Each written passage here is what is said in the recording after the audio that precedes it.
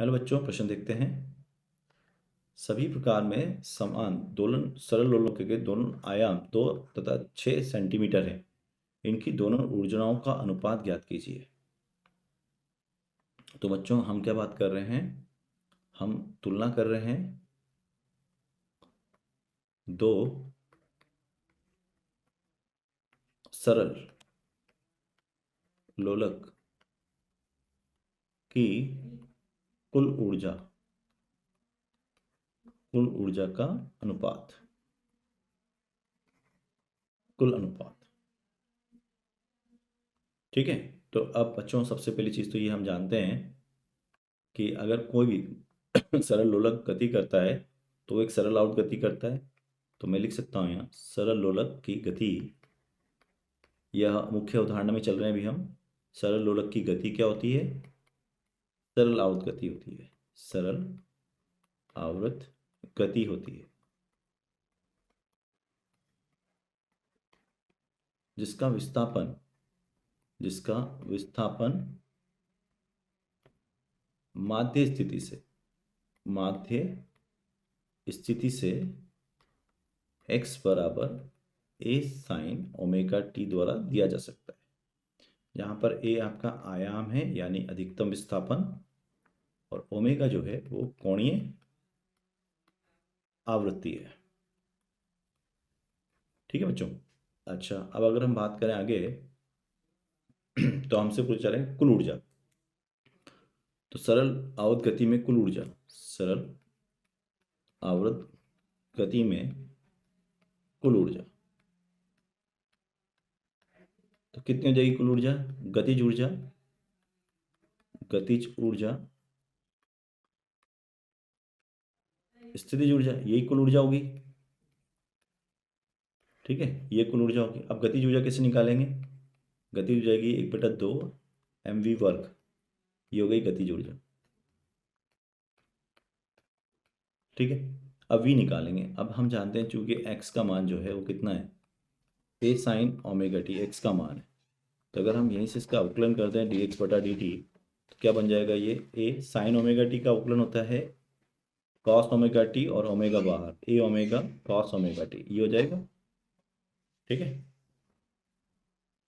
तो ये हो गई इसकी गतिज ऊर्जा। इसको हम ई के भी लिख सकते हैं, गतिज ऊर्जा 1/2 m into v square, v लिख रहे हैं हम omega a cos omega t का वर्ग, यानी कि ये बन गया 1/2 m ओमेगा का वर्ग ए का वर्ग कॉस का वर्ग ओमेगा टी। ठीक, ये होगी आपकी गतिज ऊर्जा। अब हम स्थितिज ऊर्जा लिखने जा रहे हैं। तो बच्चों, जो स्थितिज ऊर्जा होती है वो प्रत्यानयन बल द्वारा किया गया कार्य होती है। प्रत्यानयन बल द्वारा किया गया कार्य। तो प्रत्यानयन बल जो होता है आपका वो होता है F बराबर kx। ठीक है, जब हम इसको कार्य निकालेंगे तो यहाँ से कैसे आएगा कार्य?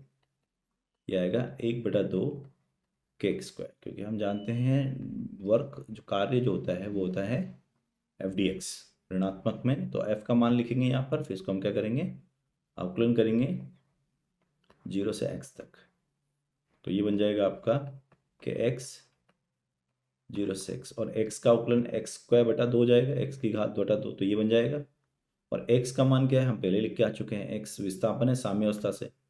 तो वर्क डन जो आ जाएगा आपका वो आ जाएगा, यानी किया गया कार्य के x का मान हो जाएगा a साइन ओमेगा टी का वर्ग, दैट इज ये हो जाएगा आपका 1/2 के a square sine omega t का वर्ग।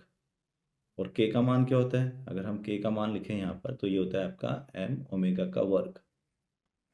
ठीक है, तो यहाँ से आपका कुल ऊर्जा आप लिखते हैं।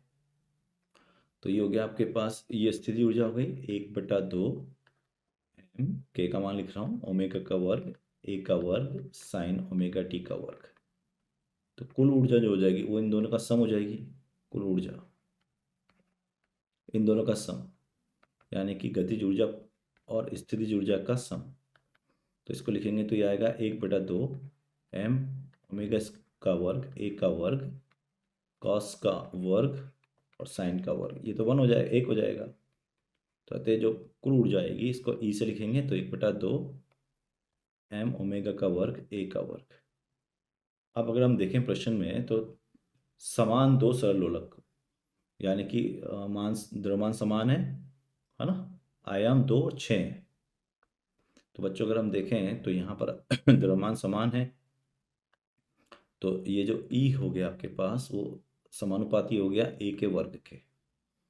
अतः E1/E2 बराबर, अब देखो आयाम दिए हैं आपको 2 6, तो 2/6 का वर्ग, यानी कि ये हो जाएगा 1/9। तो ये आपका उत्तर होगा। मैं आशा करता हूँ आपको समझ में आया हो। धन्यवाद।